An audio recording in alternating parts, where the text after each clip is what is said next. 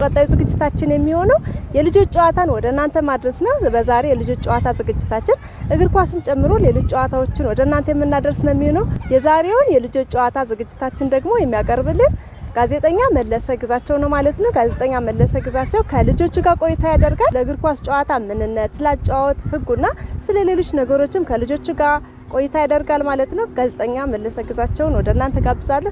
ምን እንኳን ደህና መጣ። እንኳን ደህና ቆያችሁኝ። ጥሩ ቆይታ ከልጆች ጨዋታ ጋር። እሺ፣ አመሰግናለሁ። ልጆችዬ ዛሬ ስለ እግር ኳስ ነው ወደ እናንተ ማደርሰው። እግር ኳስ ባለባችን በጣም ተወዳጅ ስፖርት ነው። እኛ ሀገር ላይ በጣም ነው የሚወደደው። እንግዲህ ዛሬ እንደምትመለከቱት ከሚጫወቱ ህፃናት ጋርም ተገኝተናል። ልጆች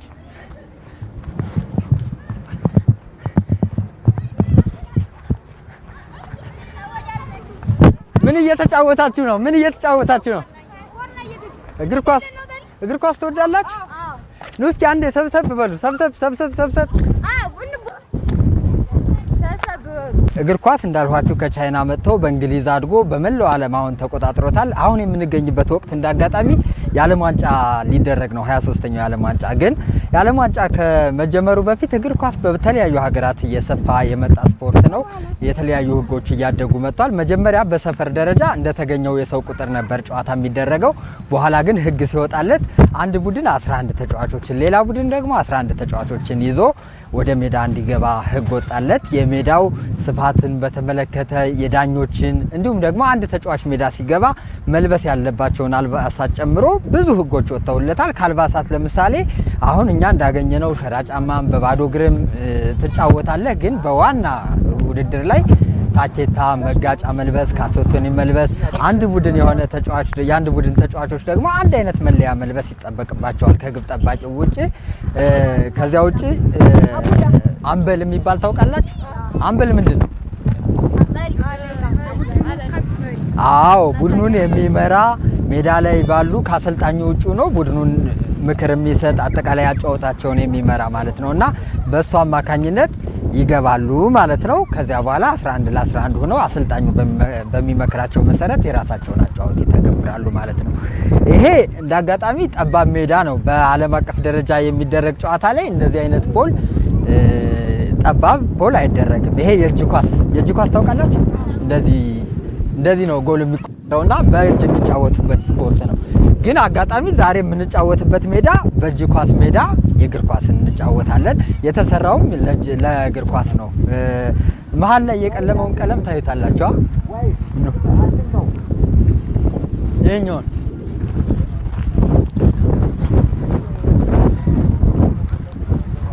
ይሄ አንድ ቡድን ጨዋታ የሚጀምርበት ነው። ጨዋታ ሲጀመር መሀል ላይ ይጀምራል ማለት ነውና ከመልበሻ ክፍል በሁለቱ ቡድኖች ተያይዘው ይወጣሉ። መሀል ላይ ዳኞች ሆነው ኳሱን ይዘው ወደ ሜዳ ይገባሉ ማለት ነው።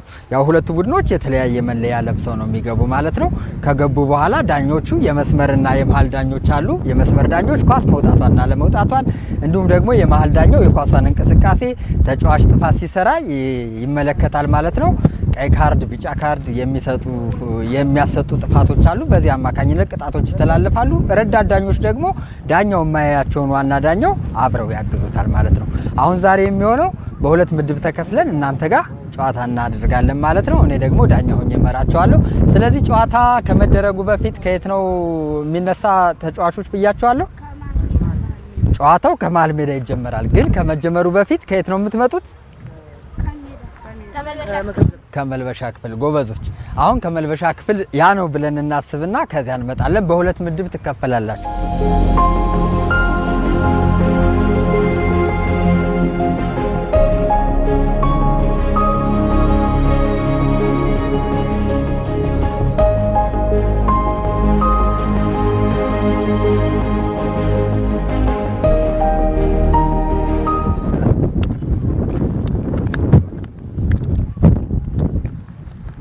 አንዱ ቡድን የአንዱ ቡድን ተጫዋቾች ሰላም እያለ ይሄዳል። ይሄ ሰላም የሚልበት ደግሞ ስፖርቱን በጨዋነት እናጠናቀቃለን የሚል ነው።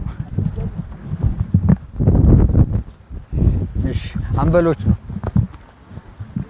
አሁን ቦታ ለመምረጥ ይሆናል ኳሱን። እሺ እሺ ከአንድ ከሁለት ነው ብረት ማለት ነው። አንድ ነው ኳስ ይጀምራል ለቦታ ደግሞ ለቦታ ኖርማሊ እሱ ኳስ ከያዘ አንተ ቦታ መጣቻ። ስለዚህ ኳስ የነሱ ነው። ጀምር ስል ነው የምትጀምሩ። ዝግጁ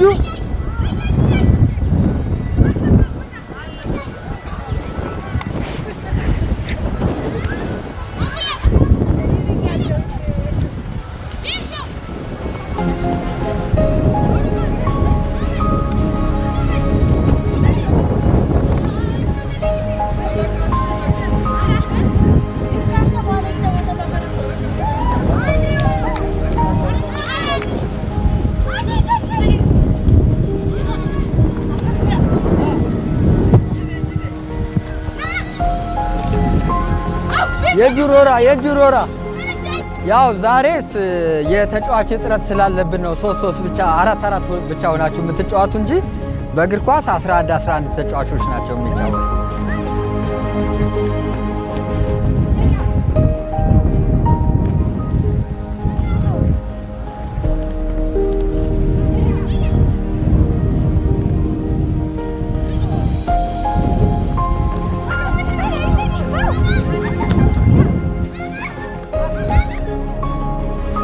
ማዘን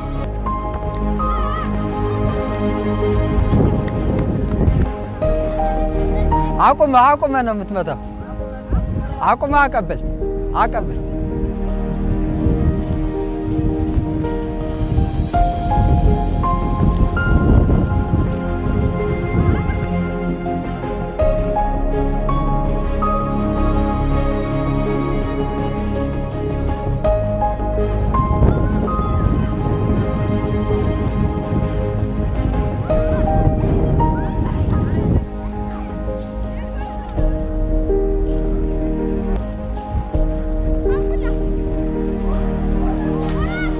ኳስ ነክቷል ተጫዋት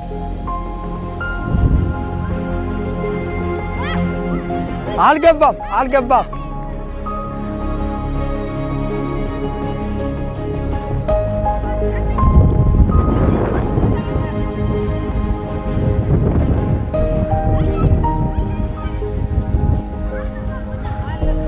መልስ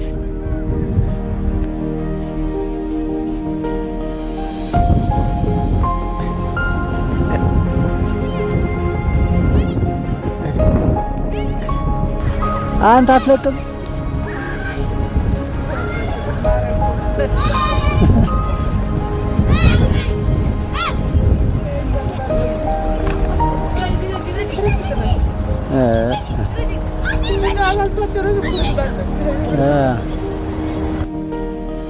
ጎል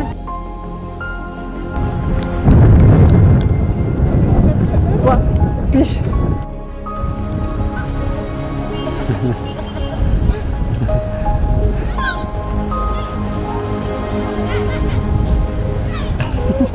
የጅ ውሮራ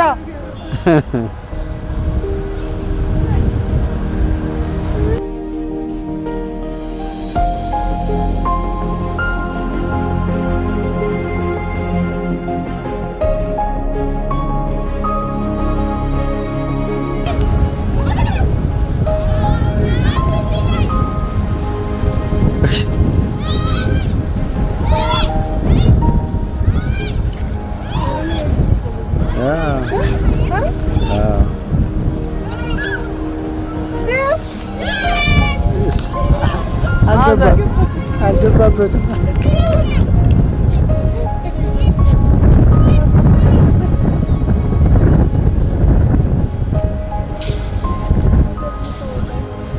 መልስ ስራ ያደርጋለሁ ያስፈልታል። እኔ እሱን ብትል ያስኩት ታስወዳለን ሁላችሁ። ስለዚህ የእናንተ ስታድጉ ኢትዮጵያ በቃ በዓለም ደረጃ ታዋቂ እግር ኳስ ተጫዋቾች ይኖራታል ማለት ነው። እናንተ ምን ያህል ልምምድ እያደረጋችሁ?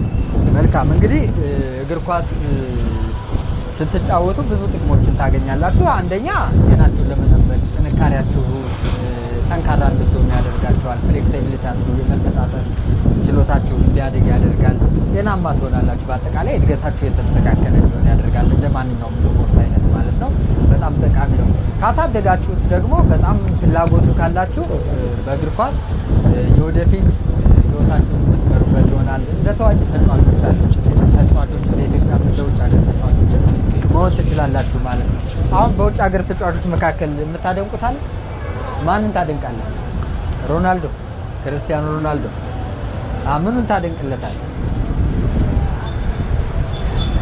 አክቱን ስትል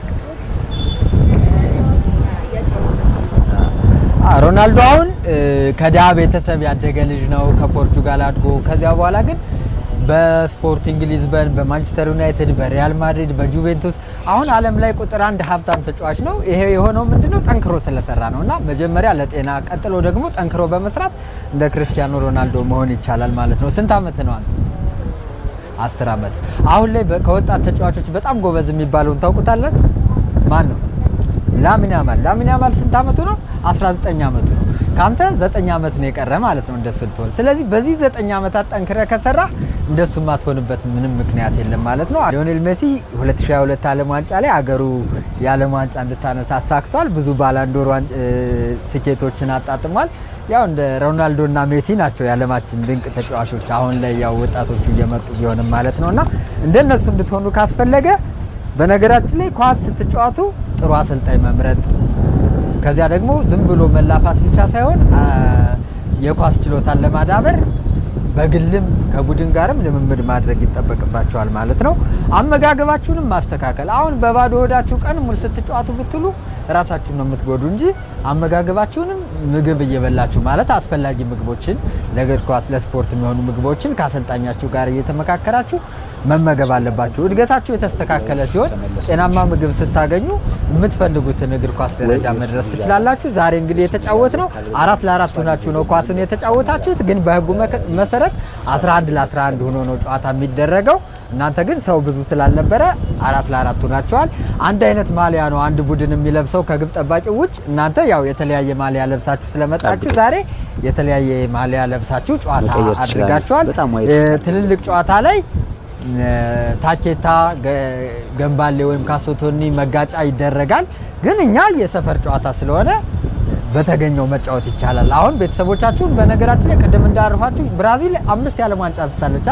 ግን አብዛኞቹ ተጫዋቾች ከድሃ ቤተሰብ የተነሱ ናቸውና በባዶ እግራቸው ተጫውተው በአገኙ ጫማ ተጫውተው ነው እዚያ ደረጃ የደረሱት። ዋናው ልምምድ ማድረግ ፍላጎት ነው እንጂ የግድ ቤተሰብን ማስቸገር ውድ ጫማ ግዙልኝ፣ ውድ ኳስ ግዙልኝ ተብሎ ቤተሰብ ማስቸገር አይገባም ማለት ነው። ባገኛችሁት ግን መለማመድ አስፈላጊ ነው። ዛሬ ቆይታ ያደረግነው ከአሚኮ ልጆች ጋር ነው። የአሚኮ ልጆች ፕሮግራም በአማራ ሚዲያ ኮርፖሬሽን በቴሌቪዥኑ በሌሎች ቻናሎችም ይተላለፋል። በተለይ በቴሌቪዥኑ የአሚኮ ልጆች ፕሮግራም ነውና ቆይታ ያደረጋችሁት። መጨረሻ ላይ እንግዲህ የአሚኮ ልጆችን ፕሮግራም ስንሰናባበት አሚኮ ልጆች